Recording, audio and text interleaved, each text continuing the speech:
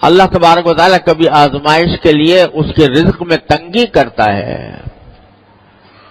تو وہ شکوہ کرتا ہے کہ میرے پروردگار نے میری اہانت کی، میری توہین کی، میری بے عزتی کی، یعنی چاہیے تو یہ تھا کہ مجھے بہت کچھ ملتا، لیکن معاذ اللہ اللہ تعالیٰ نے میری بے عزتی کر کے مجھے بہت کم دیا، شکوہ کرتا ہے۔ اللہ تبارک و تعالیٰ آگے یہ فرماتے ہیں کہ اگر یہ رزق میں تنگی آتی ہے تمہارے تو در حقیقت اس کی وجہ تمہارے خود اپنے تمہارے اعمال ہوتے ہیں۔ رزق میں تنگی کے دو مطلب ہیں۔ ایک مطلب تو یہ ہے کہ آمدنی کم ہو اور اتنی کم ہو کہ اس میں گزارا نہ ہو سکتا ہو، یا کم ہوتا، بہت ہی تنگی کے ساتھ گزارا ہوتا ہو، یہ بھی رزق کی تنگی کی ایک شکل ہے۔ اور دوسری رزق کی تنگی کی شکل یہ ہے کہ آمدنی دیکھنے میں تو بہت ہے لیکن برکت نہیں ہے، اور اس کا نتیجہ یہ ہے کہ ساری آمدنی ہونے کے باوجود آدمی ہر وقت کسی نہ کسی الجھن میں گرفتار ہے۔ اور آج کل یہ صورت بہت کثرت سے پیش آتی ہے۔ اچھے خاصے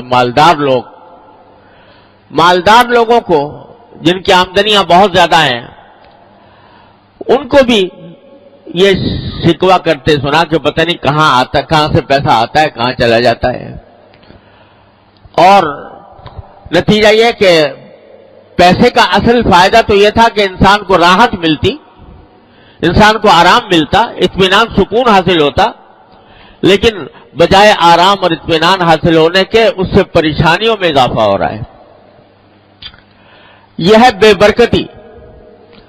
آمدنی تو ہے مگر برکت والی نہیں ہے۔ اللہ تبارک و تعالیٰ جب برکت عطا فرماتے ہیں تو تھوڑی آمدنی میں انسان کو سکون آرام مل جاتا ہے، راحت میسر آ جاتی ہے، اور اللہ بچائے اگر بے برکتی ہو تو لاکھوں کی اور کروڑوں کی آمدنی ہو، اس کے باوجود انسان پریشان ہی نظر آتا ہے۔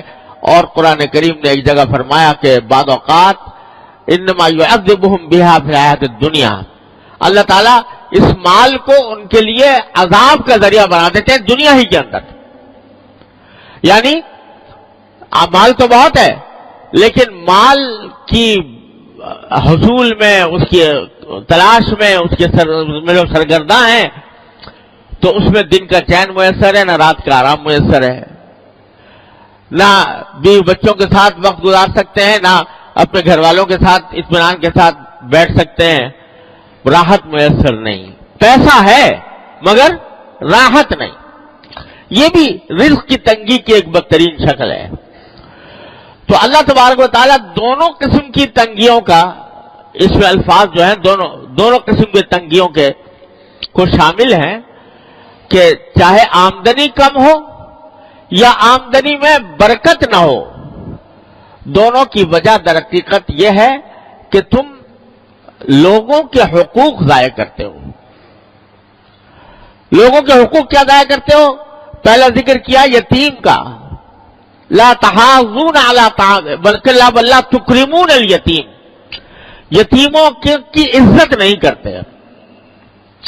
یہ نہیں کہا کہ یتیموں کو کھانا نہیں کھلاتے بلکہ عزت نہیں کرتے۔